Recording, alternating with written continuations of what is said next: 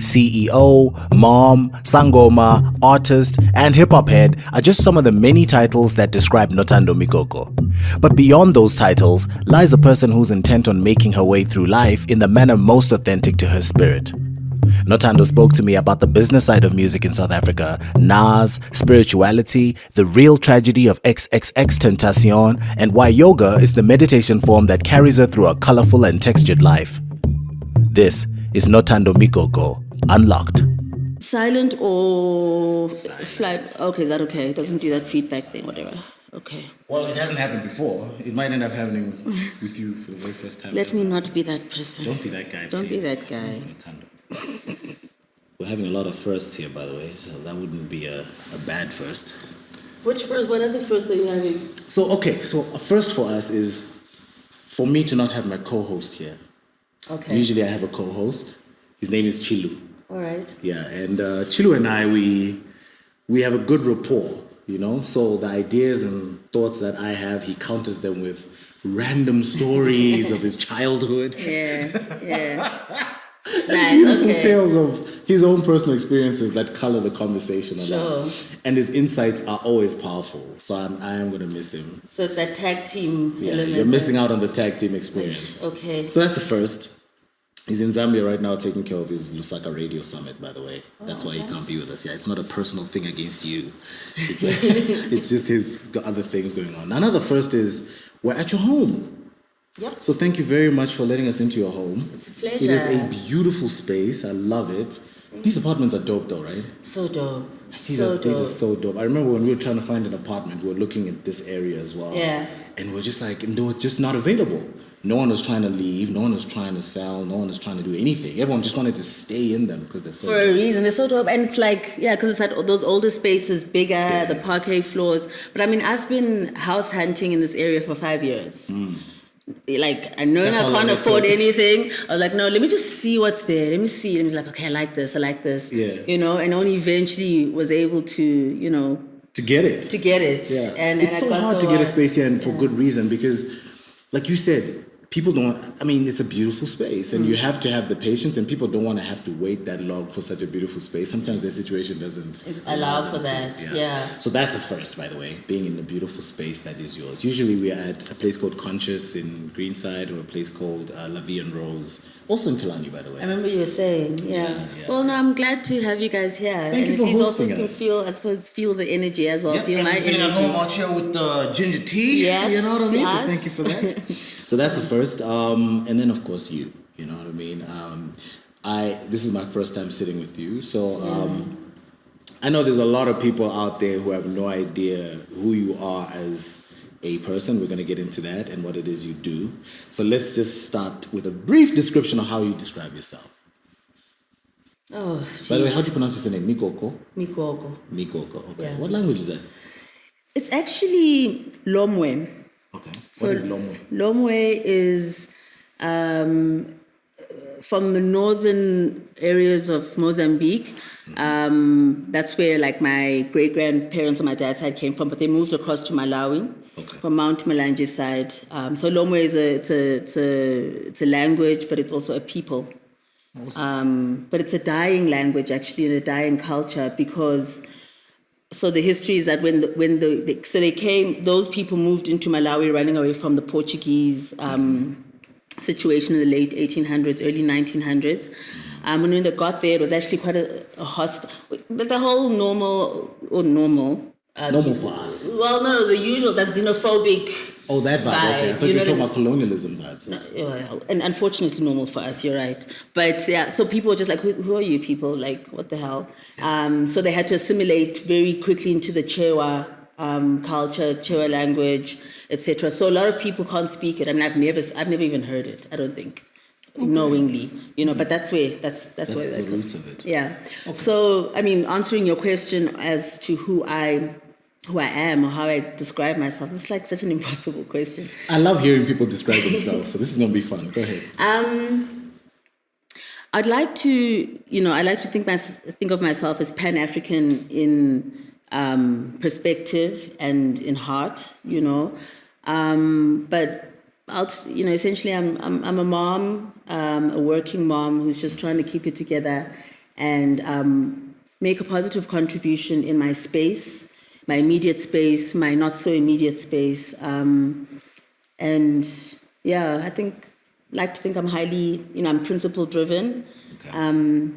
But yeah, I just want to have a good life and leave a good legacy. Cool. I like that. Welcome to Key Africans, by the way. Thank you. It's really cool to have us at your spot.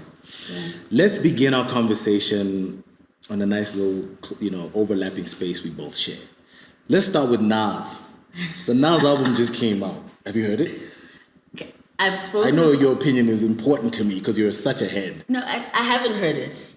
I actually haven't heard it. It's a Nas album. How this have is you the not heard thing. it? So in the last fortnight, the last week to 2 weeks, there's been so much new music. It's been ridiculous, you know. So the Nas comes out. So we've got this group chat. So my one cousin is like, yo, I've been waiting all night for this. This is the date came out, and like he's on Tidal. So he got on that. And so my brother is like, I know it's great. It's amazing. It's amazing. You need to listen to it. So I'm like, is it Illmatic amazing? And he's like, you're getting carried away. He's like, it's really dope. Like, and I was just like, okay, I need to get on it. But at that time, I just downloaded the new Kanye. Black Thought. Oh, Thought, yeah. With Ninth Wonder. Yeah, I'm liking it. I'm really loving that. And I got into the AKA, and I never thought I'd get into the AKA. I'm in the AKA, guys. I am inside. I am inside. But have you ever been an AKA? No. So this is the first time you... This is the first time. Welcome. Thank you. This guy has been consistently this dope, though. The thing is, and it's not even that I wasn't on him as in, like, I wasn't feeling him, like, specifically not feeling him, but I was just...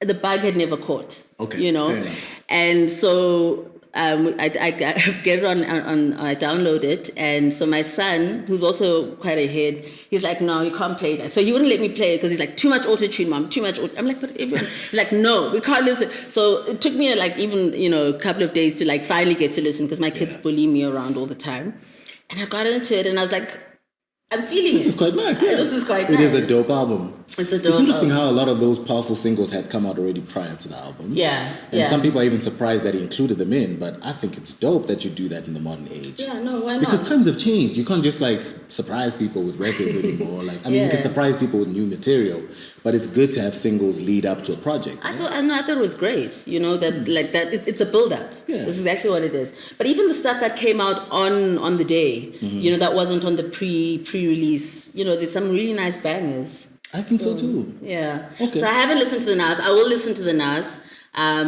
Look, okay. So my relationship with Nas. Go ahead. I dig him. You sound like Khalees right now, but go ahead. My relationship. So, obviously Nas is Nas. You know what I mean? Yeah. He's an institution within the institution. It's all good. But I was really, really hurt by his whole situation on Distant Relatives. How do you mean? Like, I couldn't vibe with him on that album. Were you vibing with Junior Gong though? Of course. So what was it about Nas that made you not vibe with him? I don't know. The album, he didn't come off, man. Or he wasn't authentic? Yeah, I think he sounded like he felt under pressure. Well, it was an ambitious project, let's be honest. Yeah. I mean, when Junior Gong and Nas decide to do an Africa-centered project, that's a leap. I mean, we get it. They love Africa, and they are sons of Africa. Yeah. But it's a leap. If M.I., for example, did that with Manifest and with maybe Ja Praiser from Zim, there might have been an authenticity there that you might have connected with. But if you connected with Junior Gong, then clearly it wasn't that. What was it? No, I think it was an element of that. Maybe because of that disconnect generally that you're describing, perhaps Junior Gong was able to bridge the gap a bit better for me. And also just... Yeah, it must be that he was able to bridge it better. I just felt Nas just never, and it wasn't like on a skill. When I try and describe this, people are like, no, but Nas it's not about even just the way, like his spitting. It was just, it didn't feel right. It didn't feel authentic. Okay. Well, listen to this new album. Okay, what is your view on it? My view on it is simple. I feel like there's a certain kind of hip hop that I, as somebody who's over 40, grew up on 90s hip hop, well into the 2000s, created hip hop. There's a certain type of hip hop I want to hear from my favorite artists. And Nas is top 5 any day, all day of my favorite artists. Yeah. That album that I want to hear is what he delivered in 2018. I don't want to hear Illmatic. Yeah. And I don't want to hear Uchiwali. I also don't want to hear Lil Uzi Vert or Kendrick Lamar in a Nas voice. I want to hear Nas in 2018. And that's what he delivered. So I personally, it's already now, between that and the Cardi B, that's my album of the year so far. Yeah. And we're only in June. You know only what I mean? in June. We're only in June. So I rated that highly. It's that dope. Okay. Now I'll definitely give it a listen. But what you just said now also just reminds me. I've got a friend, a colleague, who tweeted that the problem with you guys who grew up with hip hop, in the 90s, is that's forever your paradigm. Like you consume all hip hop with that in mind. So when you say, for example, you don't want to hear Lil Uzi Vert and I completely agree. But how are you feeling about Lil Uzi Vert? Or generally hip hop now? Are you not stuck in your? Absolutely I don't call it not. stuck because I'm always accused of that. I know. Look, I don't think you can be passionately involved in music in 2018 if you don't, at the very least, immerse yourself in current artists and current music. When I say immerse, I don't mean be a fan. I think there's a difference between being a fan of something and immersing yourself in something. So I immerse myself in new music. I listen to pretty much everything that comes out that's new. And I consume it. I take it for what it is. Some of it I absolutely love. Some of it I absolutely hate. But I never paint it with one brush. Yeah. So when I say I don't want to hear a Lil Uzi project in a Nas voice, it means I don't want to hear Nas trying very hard to relate to Lil Uzi's audience. Because that really, it just comes off weird to me. It doesn't jive with me. Because his audience, people like me, we love Lil Uzi Vert for Lil Uzi Vert, but we also love Nas for Nas. So I don't have those issues of OGs out there finger wagging at the kids and saying, this is not real hip hop. Back in my day, boom bap era, Yeah. I have none of those issues at all. And because you miss out on so much if you on that tip, no, this is not real. You miss out on there's so much nice stuff that's out there. I mean, it took me a moment to get into sort of this local sort of trap vibe. Yeah. But now that I'm in there, I'm I'm in there. I'm loving, I love Saudi, Zuchi Coke Dope. I'm Zuchi Coke? I don't even know who that is. Zuchi Coke Dope. Zuchi I Coke need to. Dope. You need to Put listen me on to that. Zuchi Coke Dope. Yo, put me Guys, on some listen to Zuchi Coke Dope. I'd like to hear that. Zuchi Coke Dope, mommy. Zuchi Coke Dope. I want to go back to, since we're talking music, Khalees, right? So Khalees comes out for the first time, if not ever, about some personal stuff in Nas's life. And Nas and Khalees' life that us Nas fans didn't know about, right? And it leads up to the album dropping, right? I don't know if you know about the Khalees stuff, which was basically telling their internals and relationships. Yeah, the domestics. Yeah. I didn't follow closely, but I saw, that's what she's on, and there was a bit of hoo-ha on the net about it. Okay, so there's that. And then the album drops. Kanye West talks about 400 years a slave. That sounds like a choice to me.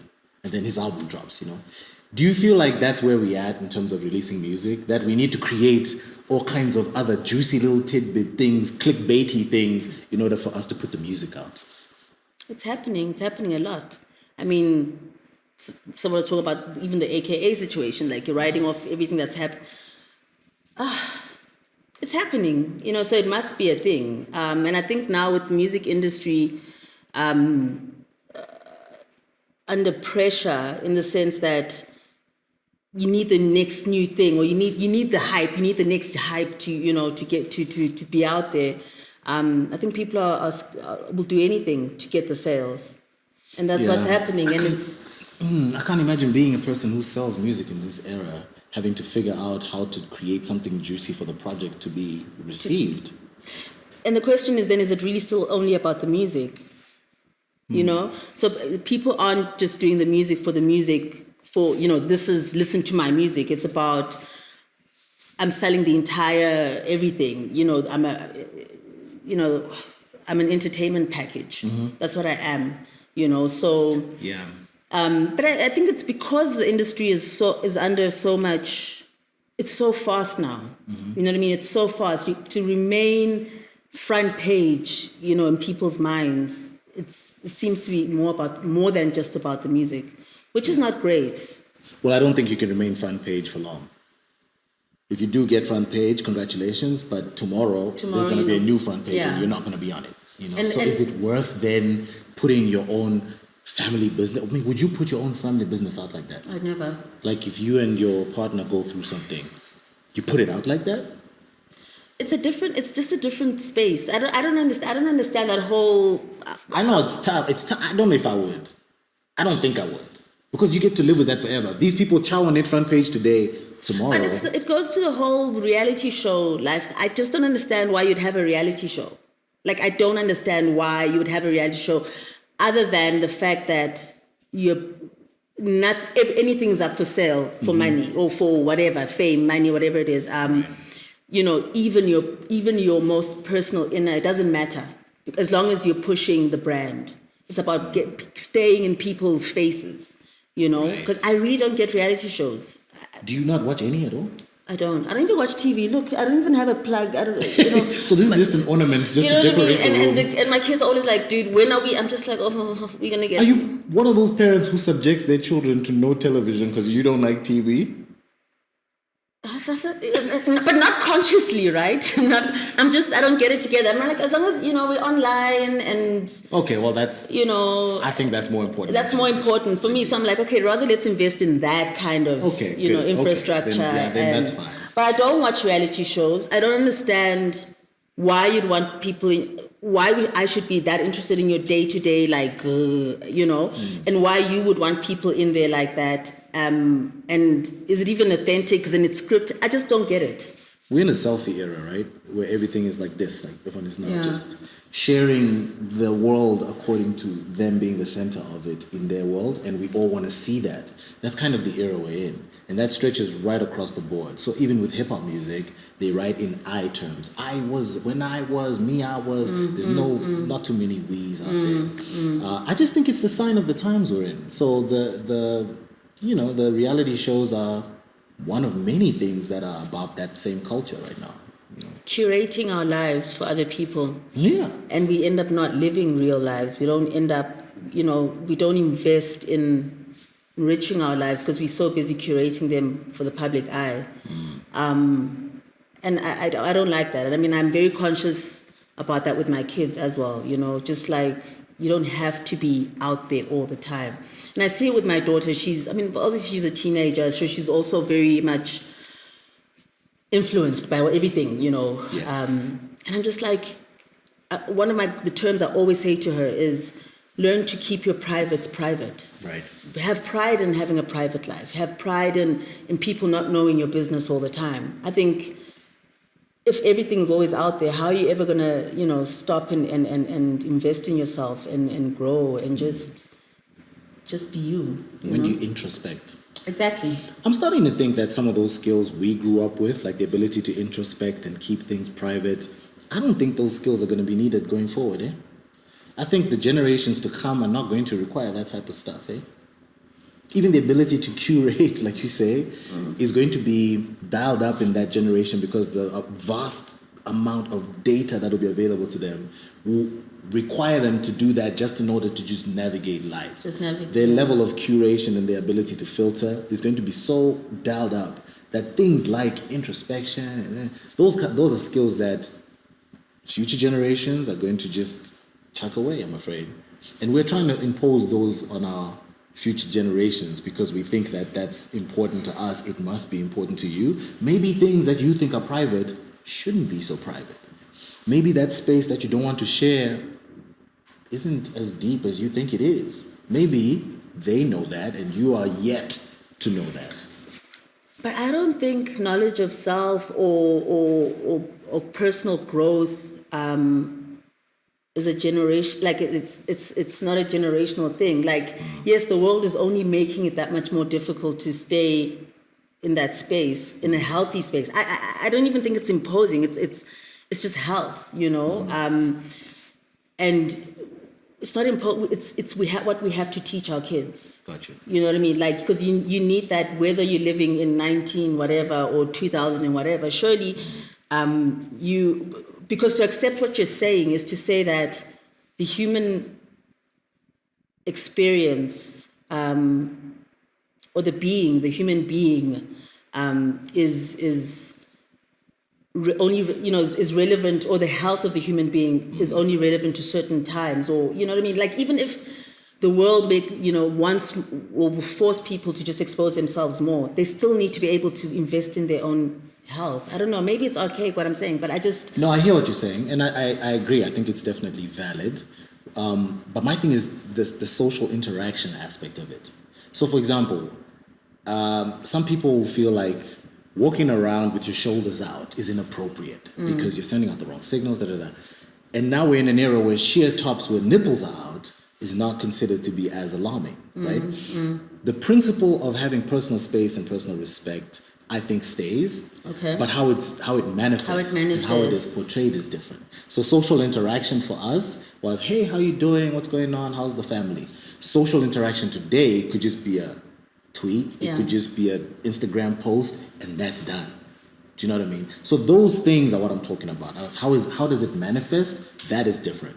The core principles, maybe they stay, And even then, at some point, even they will be challenged. They will be challenged. Yeah. How it manifests will challenge those core values and core principles. So I suppose it's a balance that we have to try and maintain. It's such a tough one. I find myself like sounding more and more like my parents did, and I wonder. I thought I was. Now I'm just like, maybe I am conservative. Oh my God. I know you feel more and more conservative as time goes by. Yeah, as time goes by, because I'm really affronted by some of the things I see, and I just don't understand it, and it's like also like that whole spiritual erosion, and people are like, but what is spirituality? I'd like to find out what that is. So in fact, before we get into that, let's dive into you again. Now we've touched on so many other things. Let's dive right back into you. So let's talk about your creative journey. Now, I know you because I know you from way back in the day, okay? So my relationship with you, in terms of from a distance at least, has been via people, via music, all kinds of things have connected us together. So I know you're an extremely creative person. You used to do poetry. You still do poetry? You stopped doing poetry. Well, what? Sorry. No problem. What is doing poetry? Are you a poet? No, it's fine. We got the audio. Don't worry. We can always cut away in this part. So you are a poet. Are you a poet? I think I'll always be. I still write. Yeah. But I don't do it the way that I used to do it. For example, I don't record anything or perform or whatever. But yeah. Okay. Yeah. And in terms of the creative side of how you roll, what would you say you still do or you still are? So how do you express yourself creatively? How do I express myself creatively? So I write a lot. Some stuff I get published, but a lot of stuff I just write for myself. And I think now how I express myself the most in my creativity is in the creation of... And it goes back, there's this thing that, that creativity and spirituality are two sides of the same coin, exactly. And it's like I felt my creative journey has led me to grow my spiritual practice. Journey. Yeah, my spiritual journey. And I find I create a lot in that space, which can mean a lot of things. But I feel that just, being able to try or take control of my spiritual self, my spiritual energies, and channel them in a certain way. I find that is an expression of my creativity. I love that answer. Because the thing about creativity is that when you are a poet, it doesn't mean that you have to manifest your poetry in recitals. Yes. Or it doesn't mean you have to write stanzas or prose. Yeah. Your poetry can be expressed in how you dress. It can be expressed Absolutely. in just how you live your life as a poet, And some forms of poetry are slightly more boxed up and defined than others. But certainly creativity isn't so boxed up, Yeah. Let's get into that spirituality thing. What has your spiritual journey been like so far? And where are you with that? It's been hectic. As journeys. Yeah. I mean, I remember as a kid. So I grew up. My parents didn't go to church. And I was like, yo, heathens, dear God, why did you put me with these people? For these Literally, I was like, oh my gosh, okay, no, just take me to Sunday school. Just take me to Sunday. Parents would take me, whatever, like, and so I was, as a kid, I was always very interested. Like, I was always very drawn to that's something, like trying to understand the meaning, God, what is all of this? Right. And as I grew older into my teens, the politics of religion then also, I started getting my head around that, understanding different religions and politically what they mean. I got married to someone who was a practicing Muslim at the time. Okay. And so I got to grow into that, understanding Islam, also the politics of it all. Did you convert? No, Okay. no. But in all of that, my spirituality, which I didn't understand at the time, and I think which was really always was at the root of my curiosity, was a calling in terms of my family spirituality, ubungoma, which I didn't even know really growing up. It was actually a very we don't no one talks about it. But then eventually, maybe 7 years ago or so, it really started manifesting in very many different ways. And I remember eventually saying to my mom, what is going on here? Because I'm seeing this, I'm dreaming this, I'm getting, and then eventually turned out that we had severe secrets to never speak about the izangoma in our family. Really? Yeah. Oh, wow. Yeah, because 2 generations up, my grandmother, that was the generation that was like, guys, we are born again. Okay, we are born again. Okay. We shall never talk about Jesus Christ, Bible. Yeah, no, proper. And I think somehow that's why my parents just never didn't do that church thing, because their parents were so into it. But it was from there it was understanding that I had a calling, which was a very, very hectic process generally. But coming into my own in that space and following that, and it's really just defined a lot and actually just put a lot of context into everything. And it's been a great journey also in terms of understanding who I am, where I'm coming from, and all the things that you realize that families don't talk about so much. And I think it's just it's sad actually, but it's part of the politics of our colonial past. Right. It is. How it really is. So the family's not talking is a very interesting thing. We can talk about that, but I just want to talk about the calling for a second. When you received the calling and you obviously went on the journey and now you've come out the other side, what does that mean for people who have no idea what that actually means firsthand? What does it mean for you to we know about receiving the journey and how disruptive that may be. We know about going through the process of, what would you call that process? Twasa, yeah. So it's like, what are you're being coached, or you're being mentored or guided? What's that? So all of us, everyone lives with amadlozi, right? It's not these people have amadlozi. The way we live our lives, it should not be that it's izangoma that have relationships with their ancestors. We all actually should, in a daily, normal way, be having those conversations and communicating with. Yeah.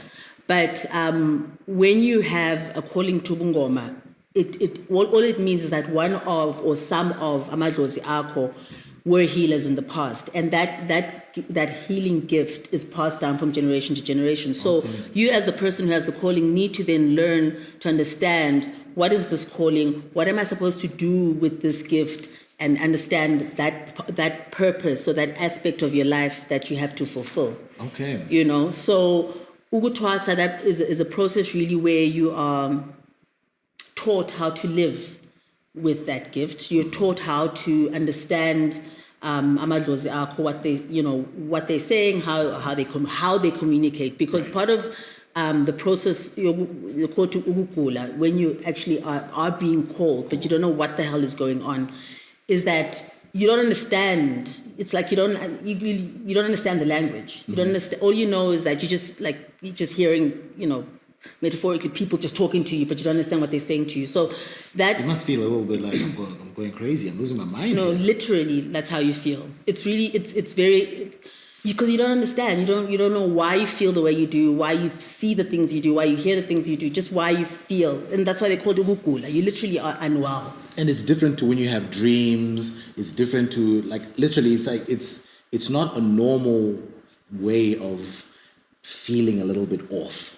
This is like clearly I'm not making this up. Yeah. I am seeing weird things. Yeah. And I am actually hearing things. Yeah. Yeah. And when you go through that journey, I always say, actually, the only purpose, the deal with the Utwasa is just you go there to learn that you're actually you're not crazy. Okay. You just go there, it's like, oh, okay, cool. All right. No, it's, so I'm not mad. But you go there and you learn how to live with this and how to fulfill that purpose, and how to manage it, because it's even after Utwasile, it's now you at least now you understand that you're not walking alone. You have to coexist with this presence, with this purpose, etc. But it's a relationship. What you have is like a relationship you have with anyone or anything. It's a continual growth process, learning to understand each other, going through good moments and bad moments, one's will is being expressed whilst you're trying to express your will, and how you find middle ground.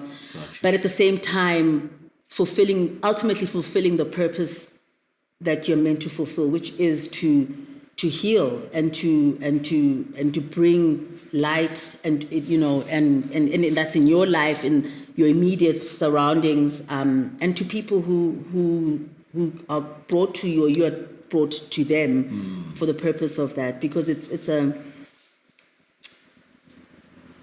about that light. That is so beautiful, because most people kind of conflate that with almost like the dark arts. There's always like a shadow associated with that whole vibe, and it's always like, but it's a beautiful thing of helping people and allowing people to get answers and healing. That's actually what the journey is about. So I mean, that's really history. It was necessary for African spirituality to be demonized in order for Christianity and colonialism to thrive. You have to. We can't find strength in who we are if they're going to succeed in subjugating us. So it was important for that to be demonized, so that Black people can reject that. Right. And like I'm saying, our spirituality it's not a Sunday. It's not supposed to be a Sunday thing. It's not a thing that you do when Sevens in December. Now we are performing our spirituality. No, it's a daily thing. It's I always say it's like with Christians, that whole going to church on Sunday, that's not Christianity. Christianity, if you're a Christian, you should be waking up living Christianity, going to take a shower living Christianity, you know what I mean? And that's how our spirituality is, our religion, if you want to call that. And with us not embracing it in our daily lives, there's a lot of power and strength that we've given up, which means you ultimately, without I don't believe that without having that aspect of our lives, you can really have that knowledge of self that we were talking about earlier. It's such an integral part of who we are. Your family is your living family, and and the family that has passed, and that is your strength. There's a lot of guidance. There's a lot of being held. There's a lot of strength that comes in that. It makes sense, because you're not just an iteration that came out of nowhere. Yeah. You're not just an island that just manifested itself. There's a history before you. Yeah. There's a history before that, and there will be more after you. Yeah. So in the context of all of these things can't not matter to you. They have to have some kind of impact on you today. And I think that's what our traditional spirituality tries to bridge. is those two gaps between who we are today, who we were yesterday, and who will continue to be as we go along and even after we're gone. Yeah. That is the real emphasis on it, you know? And that's like I'm saying, the strength we've given away. If you look at all post-colonial societies, or, you know, if you look at Asia, you know, select Japanese, Chinese, Indians, etc., all those places post independence went back, reverted to their actual indigenous spiritual practices. And I believe that our failure post-independence in so many different countries on the continent, our failure to revert to our spirituality is one of one of the core reasons we're not able to overcome, even economically, politically, I think, because I really believe that the rising of a people includes their spiritual rising. And that's why you see in these other places, I think, that they went back to their spirituality and they're actually prospering as a people, which translates to political, economic, and other social.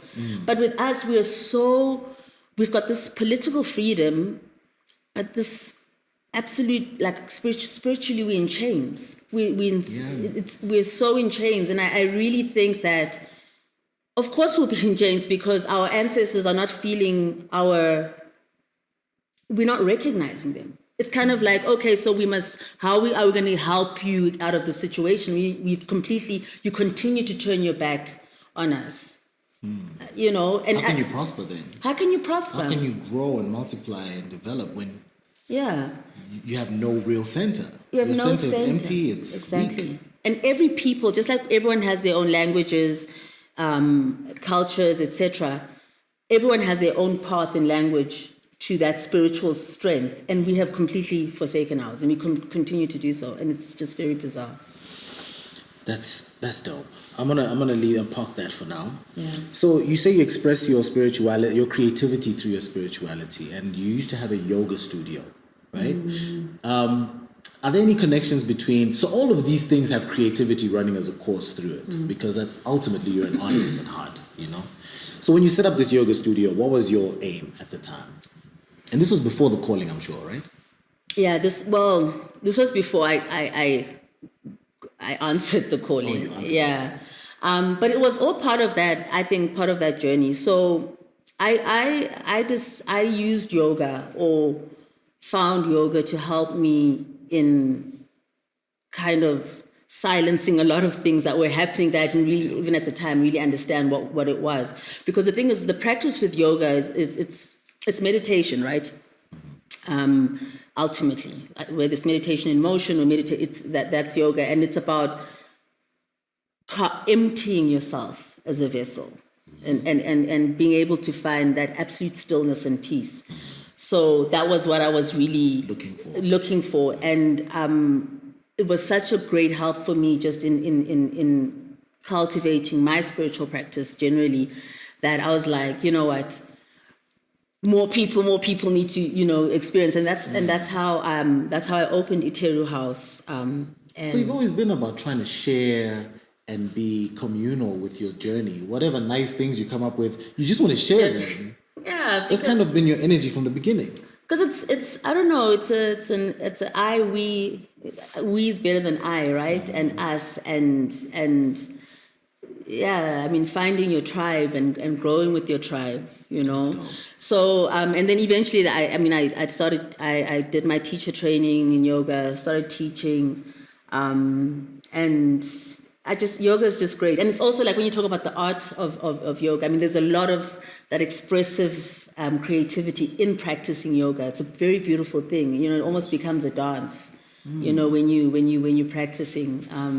But it's such a, you know, when you look at all different sort of spiritual elements and etc., and you know, yoga helps with, you know, balancing your energies, your chakras, etc. And when I was ePhehlweni, you know, when I was Nuzotwasa, like ePhehlweni is where it is, whatever. So I mean, my those are little subtitle things we don't really get into detail on. Y'all don't need to know about that. That's not important.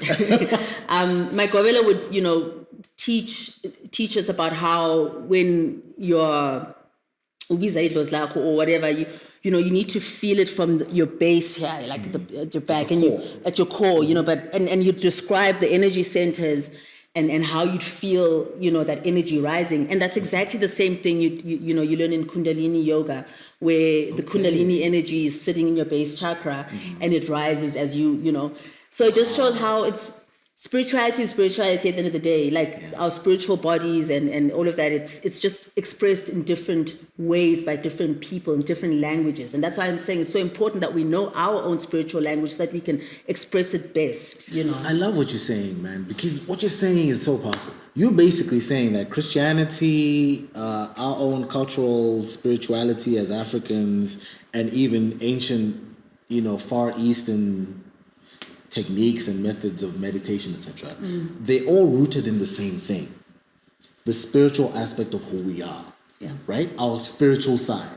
How that manifests, how it's used, those are other things that are outside of the point. The point is there's a spiritual element to you, you know? But what that says to me is that even in Christianity, there are some universal truths that as Africans, we can continue to adopt even post-colonialism and continue to live out. Some universal truths that exist in ancient East Asian cultures that we can continue to adopt and use, and some of our own that we've lost that we can readopt and continue to assimilate within what makes us us, as long as we have balance in that sense. Yeah.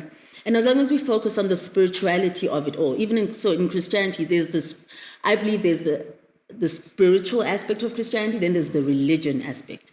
Right. Religion for me, because even in Ubungoma, you know, if you take it, or in our African spirit, there's the religious aspect, which is very man-made, which is very culture-specific, which is very, you know, subject to the times. Right. But then there's the spirituality of it, which really should not ever be eroded, which can't be eroded. So even in Christianity, those universal truths, they truly are, because it's all rooted in the one universal language of love, God, you know. But the religion, I'm very I'm also not feeling religion, eh? touchy. I'm not a fan of religion. No, I'm not a fan of religion. It's and the man-made. thing is, me, I grew up in a home that was about religious dogma. And Christian dogma at that, very biblical. So Sunday school was a big deal. The Bible was a big deal. So your family would have been my dream family growing up. Really? Like, no, because I was telling you. You'd have actually loved my family. I think my mom and you the would whole have going to church. And I'm like, yes. Oh, my mom is fully. You and my mom would be. She's like, yo, are you guys? When have you guys, like, you know, me and my wife were looking for a church, and my mom was like, have you guys found a church yet? You know. So what church have you guys found? And so I'm like, I can't really resonate with one right now. I go to a church and I just feel like it's not quite the home I grew up in or whatever, you know? Yeah. But as I get older, you know, I'm really starting to look at religion differently to spirituality, you know? And I am seeing what you say. There's a universality in what spirituality is, and then there's a toxicity in what religion is, you know? But let's talk balance now for a little bit. You studied law, yeah? And you finished it and everything. Did you ever practice law? No, I didn't practice law. Not as an attorney. Okay. After my first degree, I did my LLB, then I went into tax law. Okay. And I worked at Deloitte. In the You've had many lives. Dude, I'm just like... You've had many. I've seen you drop 16s. I've seen you... So anyway, you have all this balance and you don't even like flinch. You know, so you've got the lawyer in you, there's the creator in you. We've already spoken about the spiritual person. There's the mother in you, you know, and of course there's the lover in you. You know, are you in a relationship right now? No. Okay. By relationship, I mean with a person, with a human being. And I thought I also meant okay, person, human good. being. I'm just clarifying. Okay. Yeah. So in all these things, you find balance, but more than that, you also find a way to make a living out of all this stuff. And a lot of creatives struggle with that. Like, how do I make a living? Now, just briefly for those that don't know, you were sitting at pretty much heading the ship at Capasso at some point, yeah? And now you're sitting at heading the ship at Samro. Yeah. Where, do you want to talk about the position you hold at Samro? Okay, yeah. Well, so I'm the CEO of SAMRO, Which is the South African Music Rights Organization. Southern African Music Rights Organization. Southern African? Southern African Music Rights I didn't Organization. know that. Yeah. I thought it was South African. No, it's Southern African. Has it always been Southern? Mm-hmm. I didn't know that. Well, because even when it started, it had Swaziland, Lesotho as part of the territory, so that's why they call it Southern. But School us, please. We're students out here. So we're a performing rights organization. It's actually the biggest collective management organization on the continent, which is pretty big, and we deal with public performances, broadcasts, etc., collecting royalties, distributing royalties. Nice. Yeah, it's a lot. It's a lot. I mean, it's a very, like I'm saying, it's the biggest organization like that on the continent. So you can imagine the influence. It's such an influential organization. It's a big deal. It's a very big deal. Even, I mean, particularly in South Africa, you know, it forms such an integral part of our music industry. So which means it's an exciting space, but it's also a very difficult space to operate in. So your experience at SAMRO, but let me just, before we go into that, finding it in you, in your creative self, to still be able to make a living out of it, get yourself in a position in a corporate space that also deals with creativity and rising up those ranks to the point of CEO. Where does that come from? How do you manage to do that? Because, I mean, you are a creative, you're not a poet / rapper / you should be out in the street corner basking for some coins at the mall. You know, and this is like the eternal conflict of my life. I'm just like, oh my gosh, you know, it's because that doesn't ever really go away, you know, that need to be expressing yourself in that way. Because even though we're in the music industry, my job is not very creative. It's what is creative though, and it's the creativity, the creative in me that I suppose forces to find those kind of outlets where you come up with creative solutions within the space that you're working in. But it is a conflict. I mean, you mentioned balance. Balance is like frantically trying to keep everything together. It's not a perfect, you know, kind of juggling of things. It's an everyday struggle. It's an everyday struggle. And it was a conscious decision I remember taking. Am I gonna, and also because I had my daughter very young. Okay. I was 20. Okay. So I already had pressure to make, I mean, I suppose I could have just been like, okay, whatever, the parents will take. But I in myself, I was like, I need to grow up, you know, to use a crude way of doing it. And I decided to, I consciously decided I'm going to find a way of trying to keep my creative true self alive, but kind of make it in this world where I can provide and make a living for myself and my child, you know. But it's not easy, and it's a conflict. It's really a conflict, particularly, I mean, I find it even in my spiritual work where there's a view internally or whatever that's actually what you should be doing. Actually, all the stuff that you're doing, waking up every morning to go to work, is like, what are you doing? This is what you should be doing, and you know. So it's not easy, and I think I don't have an answer for it because it's conflict. And you just have to work it out as you go along. I just have to work it out as I go along. Yeah. What kind of issues do you face at work? What do you struggle with at work? And I'm thinking more continentally this time, because now that you've alerted us to the fact that SAMRO is not just about one particular country, but a regional thing. Yeah. I'm sure your trips across the continent teach you this. What are some of the challenges you face as you've gone along on your journey? I think and this is work related. Yeah. Okay. Look, you know, the priorities and focus that we as an industry in South Africa, number one, and number two, as a continent, as the continent of Africa are facing, are real issues and issues that need and have a lot of like socio-political, socio-economic, faces to them. But at the same time, we're facing a global challenge in the music. Globally, the music industry is just moving and things are changing, and we are not keeping up. So for me, as someone who's exposed to the global trends and the way that the industry is moving. And you know, it's moving very fast. Every day you wake up and something new has happened in the industry and you're like, really? We're here? We're here.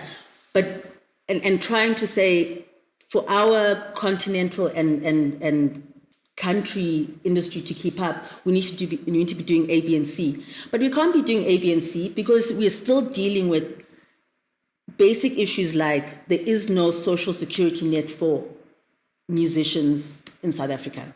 We do not have the political support on the continent and in the country to revolutionize our music industry enough that we keep up with the times. Changing times. You know, and that's really, really hard. I mean, if you look on the continent, the number of organizations like SAMRO, there are a number, but how many of them are able to adequately service the musicians in their different territories, including in South Africa as well? We look at ourselves as SAMRO and we ask ourselves, how well are we servicing, you know, the artists, number one, the composers who were making money in the 80s, 90s, but right now are no longer active in that way. How is the entire industry, including government, including the Department of Arts and Culture, including all the different structures, how are we able to ensure that those people remain a part of the economy, right, or in whatever way? And secondly, how are we ensuring that all the younger artists who are actually really making it now, are we able to give them the tools and the platforms that they need to compete globally? Those are big questions. Those are big questions, and that is what the industry is facing. And it's not easy. It's not easy. I mean, if we're looking at just like the core of what we do, what Capasso does, is royalty management. Right. Because at the end of the day, you make money gigging, you make money from whatever else you're doing on a day-to-day, but it's the long tail that really counts. That's and the long tail is your publishing, your royalties from your counts. That's what counts. That's what is actually going to ensure that even when you don't have an album for, you know, whatever long, you're still able to do stuff and feed people and exactly. For us to be able to do that, we need a healthy, functioning industry. And in many of our countries, including South Africa, we don't have optimum. I would have thought South Africa was immune to that, and that the rest of the continent was the ones that were a little bit more shaky. Has that been your experience? Structurally is what I mean. Structurally, I mean, South Africa is, you know, the one thing that's, I think, has helped us from that royalty space, and why I think SAMRO has been able to hold strong for so long, is that the culture of publishing or you know, compositional rights and publishing rights has been strong in South Africa, whereas in many other areas of the continent, the difference between rights in the recording and rights in the composition have never been distinct. People have never understood that when you compose, you've got rights and you're entitled to a royalty stream. And then when you record, it's a completely different set of rights, a completely different royalty stream. So people would sign over rights and royalties as one package, not realizing that they're actually signing away for free their compositional rights. So I think, to answer your question, yes, South Africa has been recognizing that royalty and rights aspect for a long time, and that's why that side of our industry is quite well established, more so than in other countries. But I mean, there are a lot of developments happening on the continent. I mean, you know, Nigeria, Ghana, Cote d'Ivoire, Kenya. It's, you know, we've been working on it. They've been working on those structures, but not without challenges, and also not without pressure from organizations outside the continent trying to make inroads in the continent. Yeah, so I can imagine there's always that need to develop like new business development strategies around coming into the continent and taking advantage of the fact that it's a rich resource waiting to be exploited as well. Exactly, but we need to be exploiting it for ourselves. But we need to definitely do it first. Well, it won't be first because majors have been here for a while though. And in South Africa. Oh, really? Not even on the rest of the continent? No, I mean, I know, was it maybe 5 years ago that Sony opened an office in Nigeria, and then Universal. That's recent. It's very recent. It's recent. I mean, they've kind of been there in pockets, but South Africa has really been the one port where the I love the nice, careful choice of words. where we've had the majors. Yes. And you're off to the rest of the continent next week. I know you did mention you're going to several countries. Where you going? Just very briefly. I'm going to go to Algeria. I've got a meeting there with ONDA, which is the second largest collective management organization on the continent. Awesome. And then after that, we've got a meeting in Cote d'Ivoire, which is all the African CMOs, these type of organizations meeting for a regional. That's great. And trying to workshop and trying to make this thing work. I mean, we need our industry to work in Africa, but as Africans. Because if we don't make it work, someone else is ready to. They're ready to. Are you optimistic though? As somebody from the inside who knows what's what? I am optimistic, but also I'm very aware that the solutions or the future of the industry may not is not necessarily going to come out of the existing structures and solutions. Okay. So I'm optimistic, but I also know that we need to change up. We need to switch up the game plan. Totally, I agree with that. And technology plays a big part in that. We're going to have to figure out how to start making tech work for us. Absolutely. All right, real quick before we go into what we call rapid fire. I know it's scary, right? I'm already like, what? I love how whenever I say rapid fire, people get all scared. Like, oh my God, rapid fire. Like, I don't know the answer. Before we get into that scary bit of the show, quickly, mind, body, and spirit. Your biggest lessons on how to find balance and how to have a healthy state in each of those. Mind, body, and spirit. Yeah. Then we'll jump into rapid fire. It's basically a self-care question. And it's not like you prescribing to the world. It's just you sharing your own, how you take care of your mind, how you take care of your spirit, and how you take care of your body. So what is your regimen of self-care? It's yoga. Just that, yoga, in one word. Yoga, there are many branches to yoga, but yoga literally is for the mind, for the spirit, and for the body. So when you need to still your mind, when you need to, yoga.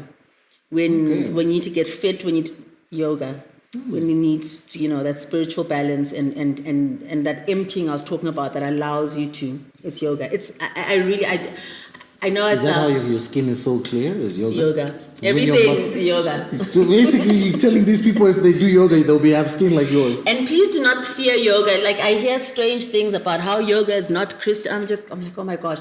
Yoga is not a religion. Yoga does not have a God. Yoga does not have anything. Like, just, It's poses is what it is. It's poses, but it's alignment. It's aligning your mind, your body, and your spirit. It's aligning within your body, your spine, within your body, your spiritual, your energetic centers. Your mind, literally it's how to still your mind. With yoga, you're not supposed to think about things. You're supposed to literally empty your mind and allow your mind to rest.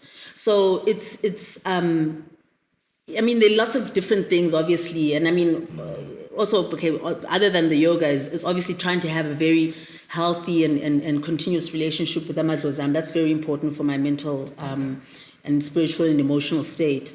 But I really do swear by yoga. I know it sounds ridiculously simple, but I really do. Okay, well, we'll go with that.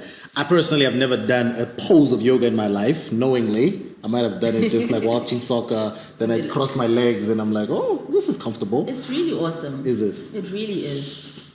Thank you for that, I really appreciate that. Before we wrap it up, rapid fire very quickly. That's why it's called rapid. Okay. We don't want to take too long on it, and we don't want you to take too long thinking about it.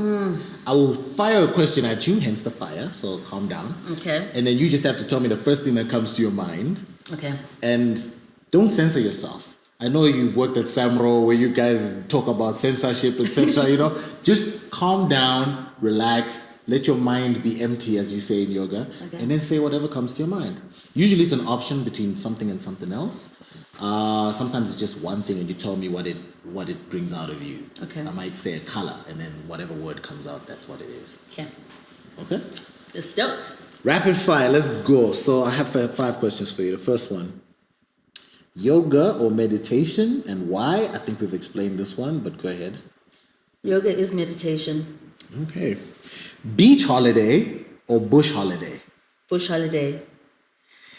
I love trees. Ihlati. I love greenery. Fair enough. XXXTenTacion. I was just having this argument with my kids just yesterday. You know what? I have to also, when you accept that, you're out of your depth in terms of maybe you're old or whatever. Right. For me, I think I've always thought initially very troubled kid, horrible end. I've never felt his energy. Really? Yeah, and that was even before I knew about all his abuse and stuff. I think just a very, very troubled soul, and yeah. Yeah, I mean, God rest, Yeah. But isn't it interesting how, and I'm going to just be quick, isn't it interesting how there's a whole generation like him? I'm a rapper, okay? So I know what it's like to have 14, 15-year-old rappers around me. Yeah. There's like a whole generation of XXXTenTacions running around. And this story clearly is not a very encouraging story. Yeah. No, absolutely. It's scary. But I was on Twitter where you just keep seeing kids and they're like, where did they make these guys? Like all of a sudden there's like all these kids. Listen, you have made these guys already, so let's go on. My ultimate love song is... Yo. I don't know that Yo. Who did Yo? Yo Jeez. I'm thinking Anita Baker, Sweet Love. Yeah, That's a actually beautiful thinking. song. That's actually I was also thinking. Yeah, so but I don't know if it's my ultimate, but that's the song That's that the one came that to popped it. to mind. Yeah. Anita Baker is... She brings back memories for me, I gotta tell you. And she has such a wide catalogue of beautiful songs. Yeah. Apparently she's about to retire and she's doing one last tour. I don't believe in artist retirement. I'm with Oliver Mtukudu on this one. Artists can't retire. What does that mean? Like you're not Anita Baker anymore? No. You're not touring anymore? You're not touring anymore. Okay, then say that. Yeah, okay. I mean, not you. Anita. Yeah, no, Anita, for sure. You say that. She's still, yeah, okay. Shame, and she's retiring what, like next year? I've never even seen her live, Shame. I know, and I think it's going to be a super sold out tour. It is what it is, and I doubt she's not going to come here, so. Oh. Have you ever seen her live? It's tragic. When all is said and done, life is about... Love. Yeah. It's about love. Ironically, Nothando means with love. Nothando Migogo, thank you so much for joining us on Key Africans. Thank you. It means mother of love, actually. Is it? Nothando. It doesn't mean with love. Nothando or something. Yeah, it's Nothando with love, but Nothando, like Nogutula, mother of peace. It's that no okay, has in old Nguno, I don't know, but is mother of. Mother of love. That is so beautiful. Yeah. Shout out to your mom. Hey. Is she the one who named you? Actually, my aunt. My second name is Zainab. So my parents met in Sierra Leone. So I think there was like a strong Muslim community. So they came up with this. So my mom fell pregnant. They came back. They're like, okay, we're gonna have a daughter. Her name is Zainab. My aunt was like, Zai who? No. Nothando. So she was like, no. You gotta love our black moms, man. They're like, they just come in and they're like, what? No. You're gonna name him? Who?